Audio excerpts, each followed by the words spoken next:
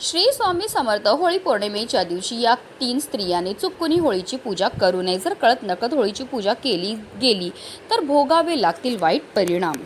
यामध्ये जी गर्भवती महिला आहे तिने चुकूनही होळीची पूजा ही करू नये, कारण होळिका दहन झाल्यानंतर त्यामधनं नकारात्मक लहरी हा बाहेर येत असतात आणि त्याचा वाईट प्रभाव जो आहे तो होणाऱ्या बाळावर होऊ शकतो।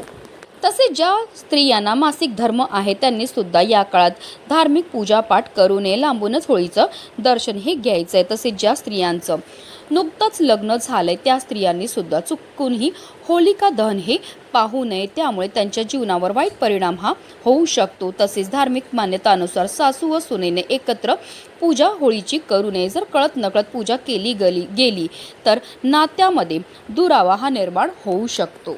बऱ्याचदा आपल्याकडनं अजाणतेपणे या काही चुका होतात आणि त्याचा परिणाम जो आहे तो आपल्याला भोगावा लागतो। म्हणूनच व्हिडिओ शेअर करा। श्री स्वामी